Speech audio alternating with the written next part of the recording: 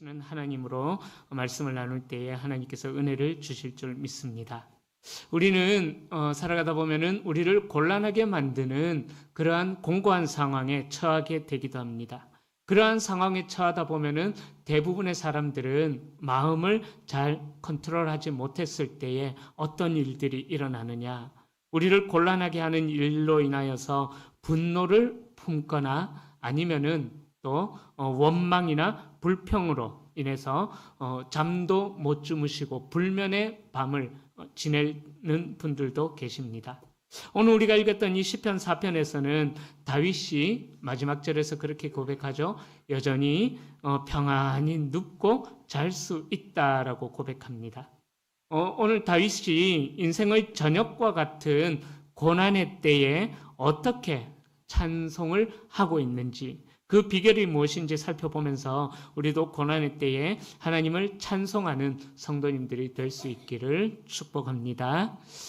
우리가 시편을 계속해서 보고 있는데 1편과 2편은 시편의 뚜껑과 같다, 서론과 같다라고 말씀을 드렸습니다. 3편부터 시편의 본론이 시작된다라고 생각하시면서 그렇게 묵상하시면 되는데, 자, 이 시편 4편은 3편과 연결이 되어지는 시예요. 자, 3편의 내용이 어떤 내용이었어요? 어렵지 않죠? 예, 제목에 나와 있어요. 그죠? 어떤 내용이었을까요? 그죠? 그의 아들 압살롬을 피할 때에 지은 시. 압살롬에게 쫓겨다니면서 지은 시가 3편의 시인데 시편 4편은 그의 계속해서 연결이 되어지는 시라고 보시면 되시겠습니다. 4편의 저자도 다윗인데 3편이 압살롬에게 쫓겨다닐 때에 아침에 드리는 찬송이었다면은 시편 4편은 하루를 마무리하는 저녁 때 드리는 찬송시였다라고 생각하시면 되시겠습니다. 자, 이날은 압살롬에게 쫓겨서 예루살렘에서 도망 나온 지 한 이틀째 정도 되는 그날 밤에 다윗이 하나님 앞에 찬양하는 내용입니다. 자, 압살롬에게 반역자에게 쫓긴 거예요. 자, 반역자에게 쫓기다 보니까는 다윗의 삶이 평안했을까요? 힘들었을까요? 그죠? 당연히 힘들죠. 자, 그런 힘든 상황 속에서도 다윗이 오늘 결론적으로 이야기하는 것은 내가 평안히 눕고 자기도 하리니, 나를 온전히 살게 하시는 분은, 안전하게 살게 하시는 분은 오직 여호와 하나님이시다라는 그 위대한 고백을 드리고 있다라는 거죠. 그러니까 고난 중에 하나님을 의지하는 자에게는 하나님께서 기쁨과 평안을 주시는다라고 다윗이 그렇게 찬양하고 있는 것입니다. 자, 그런데 사실 우리가 고난 중에 처했을 때 말이 그렇지, 그죠? 고난 중에 처했을 때 예를 들자면은 우리의 건강이 굉장히 나빠진다거나, 또 사업하시는 분들은 잘 나가다가 정말 사업이 잘 되다가 어느 한순간에 갑자기 힘들어진다거나 그런 고난이 생겼을 때에 우리가 다윗처럼 이런 상황 속에서도 내가 하나님의 은혜로 평안히 눕고 자기도 하리니 라고 고백할 수가 있을까? 그 질문을 생각하면서 오늘 본문을 계속해서 볼 수 있기를 바랍니다. 자, 그렇게 곤란한 상황 속에서도 다윗은 하나님을 고백합니다. 자, 그렇게 고백하는 다윗의 이 아름다운 고백이었기에 이 시편 4편은 또 어떻게 되냐 하면은요, 표제에 보면은 인도자를 따라 현악에 맞춘 노래라고 되어 있죠. 자, 이 인도자를 따라 현악에 맞춘 노래라는 말의 의미는 뭐냐 하면은 예배를 드릴 때 이스라엘 사람들이 하나님께 나와서 예배를 드릴 때 현악에 맞추어서, 악기에 맞춰서 부르는 노래였다라는 거예요. 자, 그러니까 개인의 그 고백이 개인의 고백으로 그친 것이 아니라 공동체가 함께 모여서 예배할 때 드리는 고백이 되었다. 그러니까 이 시편 4편이 얼마나 위대한 시였는가를 우리는 알 수가 있다라는 것입니다. 자, 그렇게 개인의 찬송이 공동체가 드릴 때에 사용되는 그런 찬송이 되었던 이유가 무엇일까요? 자, 첫 번째로 다윗은 1절에서 내가 부를 때에 응답하소서라고 그렇게 하나님 앞에 기도합니다. 다윗은 하나님을 향하여서 노래하기를 하나님은 내 의의 하나님이다라고 그렇게 부릅니다. 이것은 하나님이 의로우신 분이라는 뜻과 함께 하나님은 나를 의롭게 하시는 분, 하나님은 의로우신 분이신데 그 의로우신 하나님이 나도 어떻게 해요? 의롭게 만들어 가신다라는 그런 뜻이 있습니다. 자, 그 의로우신 하나님께서 나를 어떻게 하셨느냐? 곤란 중에 나를 너그럽게 하셨다라고 다윗이 그렇게 고백하는 거죠. 자, 맞소라 성경이 있어요. 자, 이 맞소라 성경은 뭐냐 하면은 히브리 성경이죠. 유대교 성경에 아주 권위 있는 성경이 바로 이 맞소라 성경인데, 자, 이 맞소라 본문을 보면은요, 1절에 4개의 동사가 나와요. 우리 본문에는 동사처럼 안 보이지만은 이 맞소라 본문에서는 4개의 동사가 나오는데, 응답하소서, 너그럽게 하셨다, 은혜를 베풀다, 들으소서. 이 4가지의 동사가 나와요. 응답하소서, 너그럽게 하셨다, 은혜를 베풀다, 들으소서. 이 4가지 동사가 나오는데 이 중에서 3개의 동사는 명령형으로 쓰여집니다. 그런데 두 번째 동사인 너그럽게 하다는 완료 시제로 그렇게 쓰여졌어요. 1편, 2편 하면서도 그런 용법에 대하여서 말씀을 드렸던 기억이 나는데, 자, 이 완료 시제는 이미 완성된 그 과거를, 쉽게 말하면 과거를 이야기하는 거예요. 자, 그러니까 하나님께서 다윗을 너그럽게 이미 만들어 버리셨다라는 것입니다. 여기서 너그럽게 하셨다라는 말의 의미는요, 마음의 공간을 넓혀 주셨다. 마음의 공간을 넓혀 주셨다. 그런 의미가 있습니다. 그러니까 하나님께서는 그 압살롬에게 쫓겨다니는 다윗의 마음을 조급하게 만들지 않고 그의 마음을 넓혀 주셨다라고 다윗이 찬양하고 있는 것이죠. 여러분, 어려운 시기에 우리의 마음이 넓어진다라는 것, 이게 은혜입니다. 그죠? 우리가 정말 외부의 환경이나 어떤 여건들로 인하여서 곤란한 상황에 처해지게 되면은 우리는, 보통 사람들은 어때요? 마음이 굉장히 좁아지죠.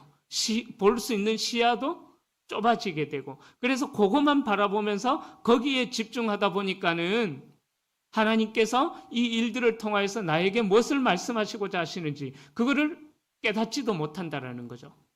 그러기에 곤란한 상황이 우리에게 닥쳤을 때에 우리의 마음이 넓어진다라는 것, 그것이 큰 은혜다라는 것입니다.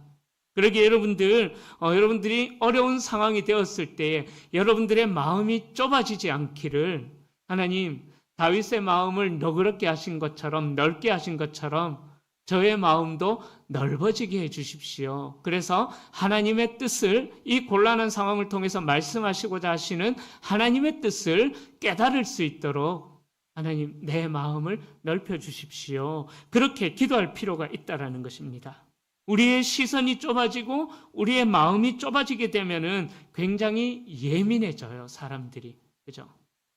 굉장히 예민해집니다. 그러다 보면은 조급해지면서 예민해지면은 조급해지다 보면은 어리석은 결정, 실수를 할 때가 있다라는 것이죠. 그러다 보니까는 실수를 하다 보니까는 일이 안 풀리니까는 또 감정적으로 대응하게 되고, 감정적으로 대응하다 보니까는 옆에 있는 사람도 또 불편하게 만들어버리고, 그죠? 그러니까 우리의 마음이 넓어진다라는 것, 이것이 정말 하나님의 큰 은혜다라는 것입니다. 그런데 하나님께서 은혜를 주셔서 우리의 마음을 그렇게 넓게 해주시면은 우리의 바라보는 시선이 넓어지기 때문에 우리가 당하고 있는 그 어려움과 고난과 환난의 상황을 주관적인 시선으로 바라보는 것이 아니라 객관적인 시선으로 바라볼 수가 있다라는 거예요. 자, 예를 들자면은 우리 옆에 사람들이 곤란을 당하고 있어요. 그런데 옆 사람이 당하는 곤란이 내게 어려움일까요? 아닐까요? 야, 감사합니다. 이렇게 성도님을 사랑하는, 옆 사람의 어려움이 나의 어려움이요. 너의 눈물이 나의 눈물이요. 아우, 제가 거기까지는 생각을 못 했었는데, 제가 기다리는 대답은 그게 아니었는데, 저는 아직 도가 덜 닦였나 봅니다. 보통 우리가 옆 사람에게 어려운 일이 일어나면은, 나와 큰 상관이 없기 때문에 별 대수롭지 않게, 물론, 공감해 주기도 하고, 아파해 주기도 하고, 어떤 때는 함께 눈물을 흘려 주기도 하기는 합니다. 그러나, 실제적으로 내가 어려움을 당한 것이 아니기 때문에, 그죠? 객관적으로 그 사람의 어려움을 우리가 바라볼 수가 있게 되는 거죠. 마찬가지라는 거예요. 우리가 어떠한 어려운 일들을 당했을 때에 나의 개인적인 시각이 좁아져서 주관적으로만 그 일들을 바라보는 것이 아니라 한편으로 그 고난의 상황에서 물러서서 어찌 보면은 삼자의 입장에서 내게 주어진 고난의 상황을 바라볼 수 있는 넓은 시각, 넓은 마음도 우리에게 필요하다라는 거죠. 그런 마음이 우리에게 주어지는 것이 하나님의 은혜다라는 것입니다. 자, 그렇게 우리가 넓은 마음으로 우리의 주어진 삶을 바라보면은요, 하나님의 시각으로 바라볼 수 있게 되고, 그러기에 신앙적으로 해석할 수 있고, 그 일에 대하여서 지혜롭게 움직일 수가 있고 대처할 수가 있게 된다는 것입니다. 오늘 본문이 다윗이 그런 은혜를 경험했어요. 압살롬에게 쫓겨다니면서 그렇게 잠도 제대로 잘 수 없는 그런 상황에 처했던 다윗이 어떻게 되었어요?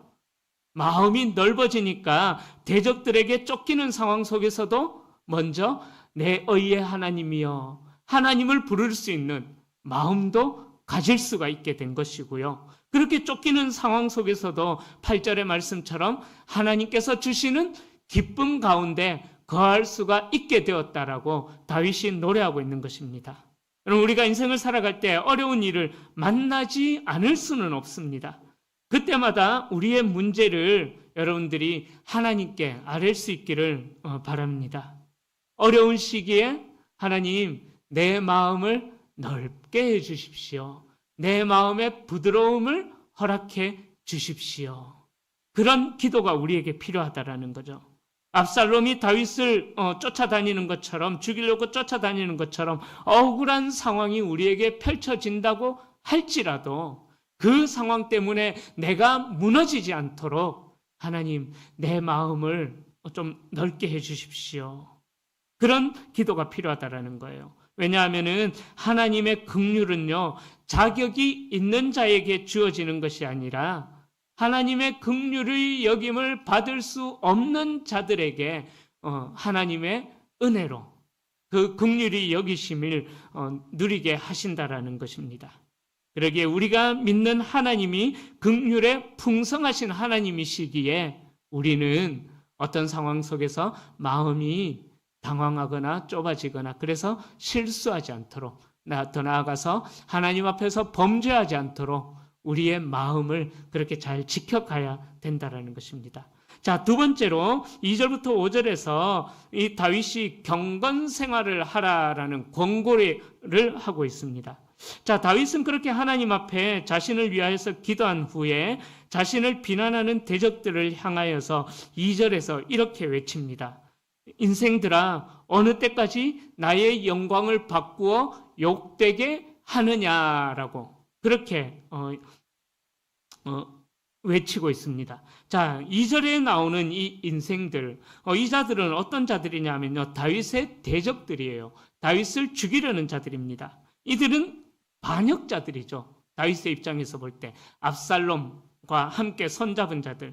이 반역자들이 하나님께서 왕으로 세우신 다윗의 왕권을 인정하지 않고 그 왕권을 빼앗으려고 다윗의 영광을 바꾸어 욕되게 하려고 그렇게 다윗을 계속 노리고 있다라는 것입니다. 자, 그러한 자들에게 다윗이 경고하는 거예요. 인생들아 하면서. 자, 2절에 보면은 헛된 일이라는 단어가 나와요. 이 헛된 일의 히브리어의 의미는요, 이런 의미입니다. 이렇게 그릇이 있다면은 이 그릇을 뒤엎어 버려가지고 속에 있는 내용물들을 완전히 다 쏟아내버리는 그런, 그래서 이 그릇으로 하여금 아무 쓸모없게 만들어버리는 그런 의미가 히브리어 원어의 의미입니다. 자, 그러니까 이 반역자들이 이를 망치려고 회방하는 자들이다라는 것인데, 이 반역자들이 망치려는 행위가 바로 다윗의 왕권을 빼앗으려고 하는 그러한 행위인 것이죠. 하나님의 계획을 받아들이지 않고 하나님의 뜻에 순종하지 않고 자신들이 반역을 좋아하면서 그 반역을 정당화시켜가는 자들에게 다윗이 경고하고 있는 거예요. 그래서 3절의 말씀처럼 여호와께서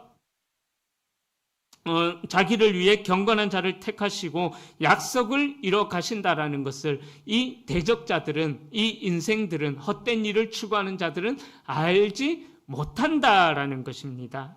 그런데 이 4절과 5절의 말씀을 보면은요, 이 4절과 5절 우리 한번 읽어볼까요? 너희는 떨며 범죄하지 말지어다. 자리에 누워 심중에 말하고 잠잠할지어다. 의의 제사를 드리고 여호와를, 자, 뭔가 좀 있어 보이는 말이죠, 그죠? 뭔가 좀 거룩해 보이고 경건해 보이는 말이죠, 그죠? 자, 그런데 자, 이 말이 뭐 예배를 드릴지어다, 잠잠할지어다, 떨지어다 뭐 이렇게 나오면서 이런 단어들이 사용이 되어지니까 이 말이 누구에게 한 것인가 의견이 좀 분분합니다. 엇갈리는데, 어떤 분들은 의의 제사를 드리고 여호와를 의지하라라고 말했기 때문에 이 4절과 5절의 말씀은 다윗의 추종자들을 향한 말씀이다라고 이야기를 하는 분들도 있습니다. 그러나 아닙니다. 4절과 5절에서 5절의 이 경고를 듣는 대상, 4절과 5절의 경고를 듣는 대상은 역시 다윗의 대적들이에요. 4절의 너희, 이 너희는 의로운 자들이 아니라 압살롬과 손잡은 반역자들입니다. 그 대적들에게 의의 제사를 드리고 여호와를 의지해라라고 그렇게 말하고 있는 거예요. 그러니까 이거는 그냥 단순한 권면이 아니라 너희들 그렇게 하지 않으면은, 의의 제사를 드리지 않고 여호와를 의지하지 않고 여호와의 왕권에 도전하면은 너희는 결국 멸망당할 거야. 경고성의 권면인 거예요. 경고하고 있는 거예요, 다윗이. 자, 다윗은 대적들에게 죄에 대한 두려운 마음을 갖고 낙담케 하는 말을 그치며 4절에, 그죠? 오히려 하나님께 예배하고 하나님을 신뢰하라고 5절에서 적극적으로 경고합니다. 자, 이 권면은 다윗의 추종자들에게 해야 되는데 오히려 대적자들에게 하고 있는 거예요. 즉 대적자들은 더 이상 하나님의 뜻에 반대하지 말고 하나님의 뜻을 받아들여라. 나 다윗을 하나님께서 왕으로 세우셨다. 하나님의 계획에 반대하지 말고 또 더 이상 범죄하지 말아라. 경고하고 있는 거예요. 범죄를 멈추고 어떻게 해야 된다고요? 잠잠해져라. 범죄를 멈추고 여호와를 의지해라. 범죄를 멈추고 여호와 앞에서 떨지어다. 그렇게 다윗이 대적자들을 향하여서 경고하는 거예요. 의의 제사를 드려 하나님과 화목의 관계를 이뤄야 된다. 그래서 하나님을 의지하라고 하면서 경고하면서 궁극적으로는 그 대적자들에게 회개를 해야 된다. 그것을 명령하고 있는 것입니다. 다윗의 이 고백에는 하나님만이 이 모든 불의한 일들을 의롭게 해결해 줄 수 있는 분이다라는 그러한 고백도 담겨 있는 것이죠. 사랑하는 성도님들, 이 말씀을 보면서 다윗이 대적자들을 향하여서 경고성의 권면을 날리는 이 다윗의 모습을 보면서 우리가 무엇을 깨달을 수가 있겠습니까? 우리가 원수들을 향하여서, 우리의 대적자들, 원수들을 향하여서 어떤 마음을 품어야 될 것인가? 그것을 이 4절과 5절의 말씀을 통해서 우리는 배우게 됩니다. 기억하실 것은 우리에게는 대적들이라고 할지라도 그들이 예수 그리스도 안에서는 권면의 대상이 된다라는 거예요. 우리의 입장에서는 그들이 대적들이지만은 그들에게도 하나님의 사랑이 필요한 자들이고, 그들도 우리에게서는 나의 입장에서는 대적이지만은 그 대적들은 하나님의 입장에서 볼 때는 하나님의 긍휼과 자비가 필요한 자들이기에 다윗이 경고성의 권면으로 쉽게 말 한마디로 이야기하자면은 설치지 말고 하나님 앞에서 까불지 말고 조심해야 된다. 그렇게 회개를 촉구하고 있는 것입니다. 우리의 생각으로는 이런 생각들을 하죠. 나의 대적들이 하나님의 심판을 받아 멸망당하기를 원하는 것이 우리의 인간적인 바람이겠죠. 그러나 우리도 역시 우리의 죄로 인하여서 하나님을 대적하는 자들이었다라는 사실을 기억해야 합니다. 하나님의 진노의 대상이었다라는 거죠. 우리들도. 그러기에 우리는 예수 그리스도의 사랑 안에서 우리가 하나님의 자비를 입어 용서함을 받았기 때문에 우리들도 역시 우리의 대적들을 향하여서 회개의 권면을 할 수 있어야 되고 우리의 마음과 맞지 않다고 할지라도 그들을 향하여서 주의 사랑을 전할 수 있는 그런 넓은 마음이 우리에게 있어야 됨을 4절과 5절에서 우리에게 말씀하고 있는 것입니다. 자, 그래서 이 4절과 5절 말씀을 1절과 연결해서 생각해 볼게요.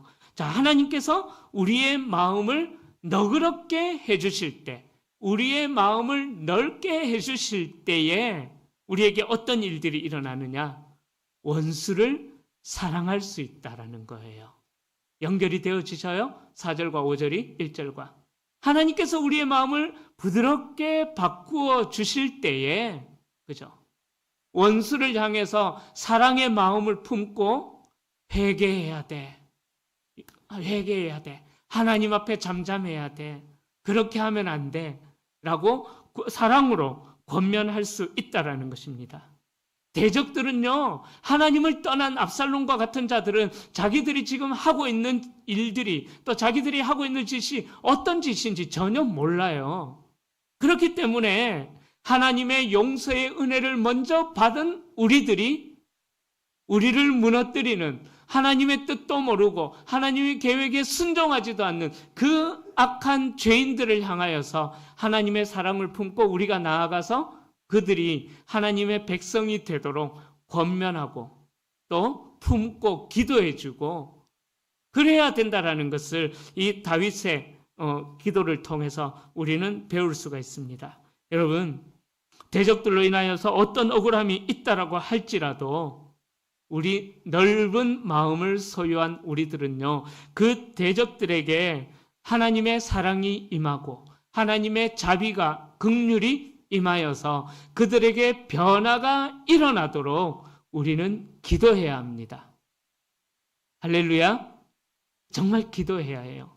우리는 대적들을 향하여서 가끔씩 그렇게 기도하죠. 하나님, 가다가 엎어지는데 뒤로 엎어지더라도 앞에 코가 깨지게 해주시고 그렇게 기도하잖아요. 그래서는 안 된다라는 거죠. 그죠? 뒤로 엎어질 때에 하나님께서 천군 천사를 보내셔서 뒤통수를 붙들어 주셔서 깨지지 않도록 보호해 주시고, 예를 들자면 그렇게 그들이 하나님의 사랑을 깨닫도록 우리가 사랑을 품고 그들을 위해 기도해 줘야 된다는 거죠. 다윗의 위대한 점이 바로 이거예요. 얼마나 미웠겠습니까? 그죠? 실컷 잘 키워놨더니만 이놈의 자식이 아버지의 사랑도 모르고, 그죠? 잘 키워놨더니만은 어른이 돼가지고 한다는 일이 고작 아빠를 죽이고 지가 왕 되려고 이렇게 배반의 칼을 들고 나를 쫓아다니는 그 아들내미를 바라보면서 얼마나 속이 상했겠습니까? 그러나 다윗은 그 대적을 향하여서 놀라운 변화가 일어나기를 기도하고 있다는 것입니다. 우리에게도 이런 기도의 수용성이 넓어질 수 있는 은혜가 있기를 축복합니다. 자, 그렇게 할 때에 고난으로 시편 4편, 3편은 아침에 부르는 시, 4편은 언제 불러요? 저녁에. 이 저녁이라는 말은 우리의 인생의 고난이라는 그런 의미가 있어요. 그러니까 그런 마음을 소유한 자들만이 인생의 저녁과 같은 시간에 하나님을 오히려 더 찬양하는 자리로까지 나아갈 수 있다라는 것입니다. 사실 우리가 다른 사람을 위한 저주를 하게 되면은요, 우리의 마음이 너무 불편하잖아요. 그죠? 솔직하게 불편하잖아요. 그죠? 뭔가 찝찝하게. 그죠? 그러기에 우리가 원수를 향한 대적의 기도를 하는 것이 아니라 그들을 사랑으로 권면할 수 있는 기도의 자리까지 나아가야 한다는 것입니다. 자, 세 번째로 다윗은 하나님께서 주시는 기쁨과 안전에 대한 감사를 6절부터 8절에서 노래하고 있습니다. 자, 6절에 이렇게 말씀해요. 여러 사람의 말이 우리에게 선을 보일 자 누구뇨 하오니. 자, 이 말씀은 어떤 의미냐 하면요, 다윗을 조롱하는 거예요, 사람들이. 그러니까 다윗이 압살롬을 충분히 제압할 수 있는 그런 힘도 있었고 능력도 있었고 군사력도 있었습니다. 그런데 그렇게 제압하지 않고 오히려 쫓겨다녀요, 도망다녀요.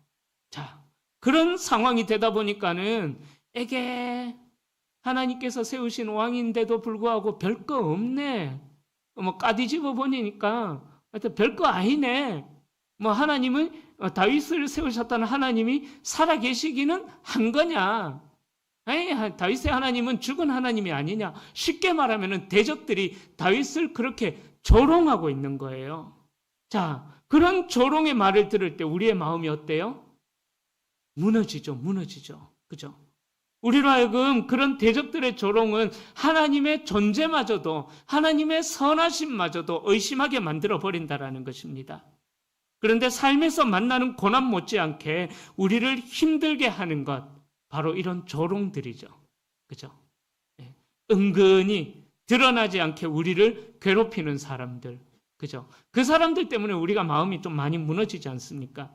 뒤에 숨어서 누군가를 조종하면서 자기의 뜻을 정당화하고 그렇게 자기 뜻대로 이루어지기를 원하는 그런 대적자들의 모습이 다윗에게 또 이 시대를 살아가는 우리에게도 힘이 된다라는 좀 하여튼 괴로운 일들이 된다라는 것입니다. 여러분, 다윗은 대적들의 이런 조롱과 공격 앞에서 하나님이 그가 택하신 사랑하는 자에게서 결코 하나님의 얼굴빛을 거두지 않을 것이다 라고 그렇게 선포하고 있습니다. 6절에서 그렇게 고백하죠. 자, 이 6절에서 이어지는 표현은요, 어디에 나오냐 하면은 민수기 6장 24절부터 26절에 나와요. 아론이 대제사장 아론이 이스라엘 백성들을 축복하며 이거 축도할 때 그렇게 기도하죠. 민수기 6장 24절부터 26절에 그 아론의 축복 기도가 나오는데 여호와는 내게 복을 주시고 너를 지키시기를 원하며 여호와는 그의 얼굴을 내게 비추사 은혜 베푸시기를 원하며 여호와는 그 얼굴을 내게로 향하여 드사 평강 주시기를 원하노라. 이 민수기 6장에 나오는 그 대제사장의 축복 기도가 오늘 본문에서도 6절에서 나오고 있다라는 것입니다. 자, 다윗은 마음이 어려운 상황 속에서 자신의 마음을 붙들어 줄 수 있는 그 말씀을 가지고 있었는데 그것이 바로 대제사장 아론의 축복 기도의 말씀을 기억함으로써 다윗은 자신의 마음을 지켜갈 수 있었다라는 거예요. 하나님께서 나를 향해 얼굴빛을 비춰주시면은 나는 어떠한 고난의 상황 속에서도 평안함을 누릴 수 있다라는 그런 믿음의 고백을 하고 있는 것입니다. 우리가 다윗의 기도를 통해서 배워야 될 진리가 바로 이것입니다. 하나님이 고난 중에 있는 우리를 향해 당신의 얼굴빛을 비춰주시면은 하나님의 그 빛이 우리 안에 있는 고난의 어두움은 다 사라지게 하시고 승리의 찬양을 부르게 하신다라는 거예요. 자, 우리가 대적들을 향하여서 기도할 때에 우리는 제가 조금 전에 우스갯소리로 그렇게 뒤로 넘어져도 코가 깨지게 해달라고 그렇게 기도하지만은 그러나 그런 상황 속에서 우리가 그런 기도를 하는 것이 아니라 하나님의 얼굴빛을 나에게 비춰주십시오. 그래서 저는 새벽에 기도하다가요, 새벽뿐만 아니라 기도하다가 보면은, 기도하다가 가끔씩 천정을 쳐다보면서 기도합니다. 하나님, 제 얼굴 좀 봐달라고. 하나님의 얼굴빛을 제 얼굴에 좀 가득 채워달라고. 그래서 그렇게 하나님 앞에 저는 기도해요. 하나님이 우리에게 함께 하시면, 자, 대적들을 향해 우리가 그렇게 하는 기도는, 적대적인, 기도보다는요, 그 대적들에 향한 적대적인 기도보다는 우리에게 하나님이 떠나지 않는 것, 그것이 진정한 축복이다라는 거예요. 대적들이 있다고 할지라도 하나님이 내게 계시면은 축복이라는 거예요. 자, 아론 대제사장이 이스라엘 백성들을 향해서 축복 기도하는데, 기왕이면은 그 신명기 27장 8장 거기에 나오는 말씀처럼 드가도 복받고 나가도 복받고 떡그릇도 복받고 밥그릇도 복받고 숟가락도 복받고 뭐도 복받고 복받고 복복 그렇게 축복 기도해 주면 얼마나 좋겠습니까? 그죠? 그런데 아론 대제사장이었던 아론은 그런 복의 기도를, 그것이 복이 아니다라는 거예요. 진정한 복은 하나님과의 관계성. 하나님이 나를 보시고 웃으시느냐, 웃지 않으시느냐. 그것이 진정한 복의 개념이다라는 것을 아론이 그렇게 기도하였고, 다윗이 다시 한 번 더 그 기도를 붙잡고 기도하고 있다라는 것입니다. 자, 그 사실을 신뢰했던 다윗은 7절에서 그렇게 고백하죠. 곡식과 새 포도주가 풍성할 때보다 주께서 내게 빛을 비춰주셨을 때에 내가 누릴 수 있는 기쁨은 곡식과 새 포도주가 풍성한 소출이 있는 추수기의 기쁨보다 더 큰 기쁨이 나에게 임할 것이다 라고 맛보았다라고 7절에서 그렇게 고백합니다. 다윗의 기쁨의 근원은 압살롬의 멸망이 다윗의 기쁨이 아니었어요. 실제로 그렇죠. 사무엘서에 보면은 압살롬이 죽었을 때 다윗이 어떻게 반응해요? 아이고 그놈의 자식, 아빠한테 바락바락 칼 들고 대들더니만 잘 죽었다. 그렇게 반응했어요? 아니죠, 그죠? 내 아들 압살롬아 하면서 대성통곡을 하는 그런 모습을 보여주고 있지 않습니까? 우리는 대적들이 사라진다면 막 할렐루야, 하나님이 이 모든 일들을 행하셨습니다. 주여 드디어 저의 원수를 갚으셨습니다라고 그렇게 고백할 수도 있지만, 그러나 그게 아니라는 거예요. 그게 아니라는 거예요. 하나님과 만나는 그 기쁨을, 대적의 멸망이 기쁨이 아니라 하나님과의 만남의 기쁨을 더 큰 기쁨으로 누렸다라는 것입니다. 그리고 하나님은 그런 기쁨을 누리는 자들에게, 하나님과 관계하고 있는 자들에게 8절에 말씀을 하는 거죠. 우리 8절 말씀 함께 읽어봅니다. 내가 평안히 눕고 자기도 하리니.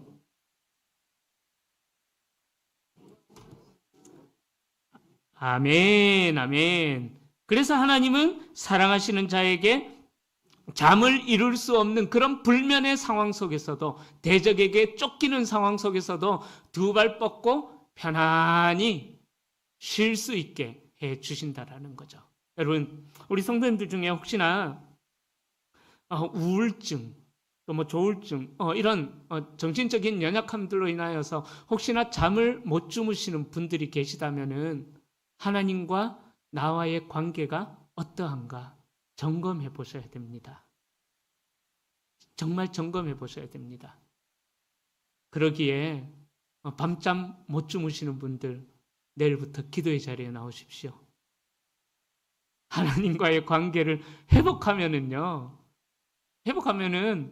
머리만 대면은 그냥 드르렁드르렁 거리면서 잠 편안히 주무실 수 있을 거예요. 할렐루야. 다 잠 잘 주무시는군요. 감사합니다.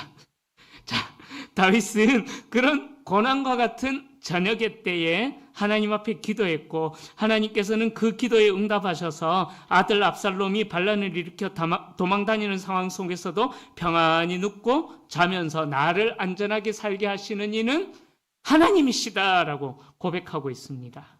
여러분, 그렇게 하나님과의 관계성을 계속 유지해 나간, 하나님과의 친밀함을 유지해 나가는 자들은요, 어떤 억울한 상황이 닥친다고 할지라도 세상에서 줄 수 없는 평안과 기쁨을 누리게 된다라는 것입니다.